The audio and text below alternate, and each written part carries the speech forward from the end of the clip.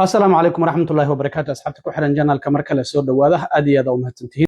مقالكن waxaan rabaa inaan idinku la wadaago ciidamada ICE oo bilaabay inay isaga baxaan magaalooyinka Minneapolis iyo St. Paul kadib wadahadalkii shalay qadka telefoonka ku dhaxmaray madaxweyne Trump iyo gudoomiyaha gobolka Minnesota Tim Walz.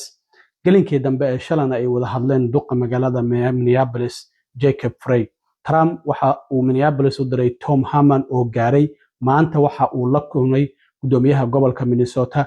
Galinka dambena waxaa la filayaa inuu maayarka la kulmo taliyihii ciidamada xuduudaha ilaaliya ee Greg Bofino oo xilkii laga qaaday isla markaana maanta isaga baxaya magaalada Minneapolis. Ninka xilka sida ku meel gaarka ciidamada ICE u sii haya oo maxkamad federaal ah ay u yeertay maadaama dadka la qabqabanayo loo diiday inay qareen qabsadaan jimcahan inuu ka soo hor muuqdo loogu wacay. Trump oo kulan xasaasiya la yeeshay wasiirka amniga gudaha maantana la weydiiyay inay xilka iska casilayso iyo in kale iyadoo waliba awoodaheediina la dhimay waan idinla wadaagayaa waxaana ay hadda kadib u xil saarnaan doontaa arrimaha xuduudaha howlgallada gudahana Trump waxa uu xil saaray Tom Harman. arrimahaas oo idil ayaan rabaa inaan idinla socodsiiyo. Trump ayaa waxa ay isku shaandhayn ku sameynayaan howlgalladii ciidamada ICE iyo hogaankii ciidamada ICE kadib dilkii ninkii cadaanka ee kalkaaliyaha caafimaad Alex Brady oo sabtidii ay ciidamada xuduudaha ilaaliya ee qayb ka ah kuwa howlgallada ka wada Minneapolis ay ku dileen magaalada Minneapolis. Arrintaasi maamulka Trump ceeb weyn ayay ku noqotay. Ninka madaxda ka ah ciidamada xuduudaha ilaaliya ee Greg Bofino iyo wasiirka amniga gudaha Kristi Noem labaduba qaabkii ay uga hadleen si weyn ayaa lagu cambaareeyay. Aqalka cadna qaabka ay u hadleen xitaa ma uusan uga hadlin oo arrintaasi waxa uu u muuqday in uu ka gaabsanayay maadaama ninkaasi la arkayay isagoo telefoon gacanta ku haysta gacanta kalena isaga difaacaya waxyaabihii ay ku buufinayeen ciidamada iyo haweeney kale oo ciidamadu ay kala tuureen oo doonayay inuu caawiyo isla markaana labada gacanba aysan wax bustoolada inuu ku haysto aysan muuqanin kadibna xitaa markii askari ka mid ah ciidamada dhulka ku hayo uu bustooladiisii ka soo bixiyay markaasi kadib la toogtay oo 10 xabadood lagu dhuftay. arrintaasi maamulka Trump hadda waxa ay u muuqdaan in aysan hayn qaab ay isaga difaacaan sidaas darteed ayaa waxa sababtay in Trump uu isku shaandhayn ku sameeyo howlgalladii ciidamada ICE ay ka wadeen magaalooyinka Minneapolis iyo St. Paul. xitaa shalay galinkii dambe waxa la arkayay xarunta ugu weyn oo dadka markii ay xiraan ay geeyaan ee Minneapolis ku taala in qaar ka mid ah ciidamadii ICE oo maskaraatiga iska furay gaar ahaan kuwa xuduudaha ilaaliya ee Border Patrolka oo isaga baxay isla markaana ka tagaya Minneapolis in la arkay maantana kuwa kale ayaa ka tagi doona. Marka waxaa jirta in ninka ciidamada xuduudaha ilaaliya madaxda ka ahaa ee Greg Bofino hadda xilkii laga qaaday waxa uu ku magacaabnaa Commander at Large. xilkaasi ayuu ku magacaabnaa xilkii waa laga qaaday ayaa la leeyahay isagana iyo ciidamadiisana maanta ayay isaga baxayaan magaalada Minneapolis. sidoo kalena ninka hadda ciidamada ICE sida ku meel gaarka ah madaxda ugu ah oo la yiraahdo Todd Lyons ayaa maxkamadda u yeertay maalinta Jimcaha maxkamad federaal ah in uu maxkamadda ka soo hor muuqdo. waxaa lagu eedeynayaa ninkan oo la yiraahdo Todd Lyons in hay'adiisu ay u diiday dadka la qabqabanayay in ay qareen qabsadaan. sidoo kale garsooraha la yiraahdo Patrick Schultz ayaa u qoray waraaq Todd Lyons sida darteed hadda waxaa lagu amray inuu maxkamadda ka soo hor muuqdo isla markaana uu ka jawaabo su'aalahan ayna la xiriira dadka la qabqabanayay sababta ay ciidamada ICE ugu diideen qareen matala. qofku waxa uu xaq u leeyahay in qareen matala uu helo marka la xiro marka dadka qaar ayaa loo diiday ayaa la leeyahay in qareenkaasi ay helaan. haddaba maamulka Trump marka isku shaandhaynta lagu sameynayo howlgallada iyo ciidamada ICE wadaan hogaankooda markii hore wasiirka amniga gudaha ayaa waxaa hoos imaanaya ciidamada ICE iyo kuwa xuduudaha ilaaliya marka howlgallada gudaha iyada ayaa mas'uul ka ahayd maadaama la leeyahay waa ay ku fashilantay. hadda madaxweyne Trump waxa uu howlgallada gudaha ee ciidamada ICE u xil saarayaa ninkan Tom Harman oo isagu markii hore dhinaca masaafurinta iyo arrimaha xadka u qaabilsanaa. hadda waxaa la leeyahay in Kristi Noem oo wasiirka amniga gudaha waxay mas'uuliyadeeda ahaan doontaa oo kaliya arrimaha xadka ayaa iyada hadda ay ku ekaan doontaa howlgalladii gudaha waxba kama qaban doonto. madaxweyne Trump kulan ayuu la yeeshay ayaa la leeyahay maalimadii shalay ahayd oo isniin madaxweyne Trump aqalka cad ayuu ugu yeeray wasiirka amniga gudaha maalnimadii shalay ahayd oo isniin ahayd kulan albaabadu u xiran yihiin ayayna yeesheen.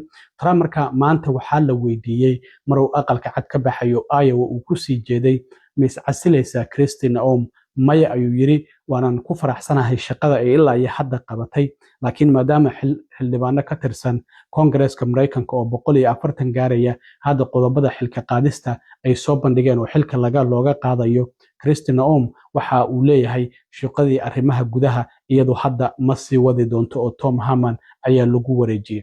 Trump shalay markii qadka telefoonka uu kula hadlay gudoomiyaha gobolka Minnesota Tim Walz iyo maayarka magaalada Minneapolis Jacob Frey waxa uu sheegay inuu Tom Harman u dirayo magaalada Minneapolis. Tom Harman waa uu gaaray Minneapolis waxaana uu la kulmay gudoomiyaha gobolka Tim Walz waxayna ka wada hadleen qaabka hawshan loo sii wadi karo isla markaana loo yareyn karo qalalaasaha waxayna isku raaceen labada mas'uulba in wada hadalka ay sii wadaan isla markaana shaqadu ay sii socoto ilaa laga gaarayo yoolalka ay dowladda federaalku ay leedahay gelinka dambe ee maantana waxaa la filayaa in sidoo kale uu la kulmo maayarka magaalada Minneapolis Jacob Frey. kadib markii ay wada kulmeen gudoomiyaha gobolka Minnesota iyo Tom Harman oo madaxweyne Trump uu soo diray gobolka Minnesota gaar ahaan Minneapolis ayaa qoraal kooban waxaa soo saaray xafiiska gudoomiyaha gobolka Minnesota Tim Walz.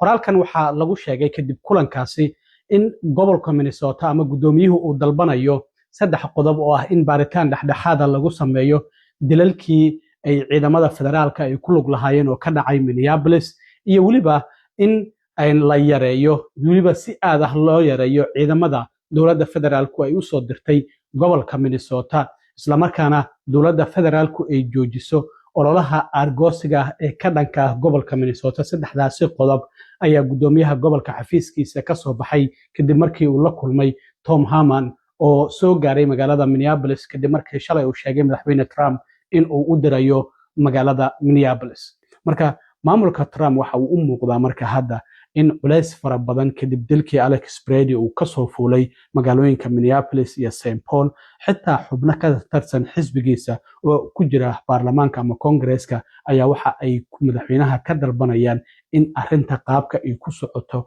wax laga bedelo. xitaa gudoomiyaha gobolka Texas Greg Abbott oo isagu Republican Trumpna aad u taageera waxa uu yiri qaabka ay wax ku socdaan wax wanaagsan ma ahan marka waxa wanaagsan in isbedel lagu sameeyo. marka sida muuqanaysa hadda maamulka Trump marka isbedelkaasi ayuu ku dhow sameynaya oo howlgaladii ciidamada ICE ay ka wadeen magaalooyinka Minneapolis iyo St. Paul qaabkii ay ku socdeen waxba laga bedelaya isla markaana Tom Harman ayaa hadda waxa uu la socon doonaa qaabka ay howlgaladaasi ay u socdaan. haddaba maayarka magaalada Minneapolis Jacob Frey markii uu shalay qadka telefoonka kula hadlay madaxweyne Trump qoraalkan ayuu ku soo qoray bartiisa Facebook. waxaan la hadlay ayuu yiri madaxweyne Trump galabta waxaanan wada yeelanay wada hadal aad u wanaagsan waxaana aan u cadeeyay ayuu yiri sida magaalada Minneapolis ay uga faa'iiday bulshooyinka soo galootiga ee kala duwan waxaana sidoo kale aan u cadeeyay waxa kaliya oo aan weydiisanay inay tahay in howlgalka Operation Metro loo baahan yahay in la soo gabagabeeyo. madaxweynuhuna waa uu ogolaaday in xaaladda hadda jirta aysan sii socon karin. waxa uu sheegay in qaar ka mid ah ciidamadii federaalka ah ay bilaabeen inay isaga baxaan magaalada Minneapolis kuwa kalena maanta ay ka baxayaan waxaana uu sheegay inay ku dadaali doonaan in howlgaladan inta harsan iyo waliba ciidamada joogana ay isaga baxaan. waxa uu sheegay Minneapolis inay sii wadi doonto inay kala shaqeyso gobolka iyo waliba ciidamada federaalka si baaritaan dhab ah loogu sameeyo dambiyada dhacay amaba inaan dhaqan gelinayn ay sharciyada federaalka ah dhinaca immigrationka. waxa uu yiri kooxaha dambiilayaasha ah waxa loo baahan yahay in la xisaabtamo dambiyada ay galeenna lagula xisaabtamo isla markaana aan lagu salaynin halka ay ka yimaadeen. marka waxa uu sheegay inay sii wadi doonaan inay la shaqeeyaan dhammaan dhinacyada kala duwan ee dowladda si bulshadeena nabad looga dhigo isla markaana dambiga hoos loogu dhigo.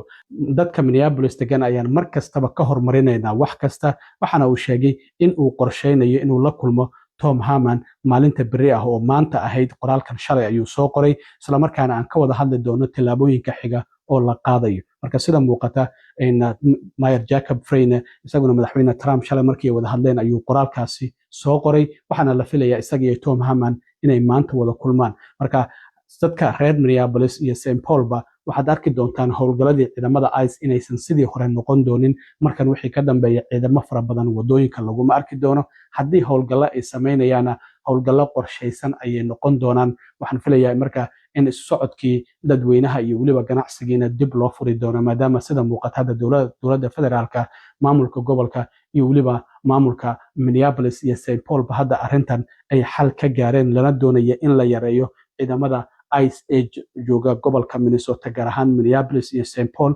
qaarkoodna maanta ay baxayaan kuwa kalena ay si tartiib u bixi doonaan marka isafgaradka labada dhinac waxa uu muuqdaa in xaaladdu ay sidii hore ka wanaagsanaan doonto aad iyo aad u mahadsantiin asxaabta intaan mar kale kulmi doono nabadgelyo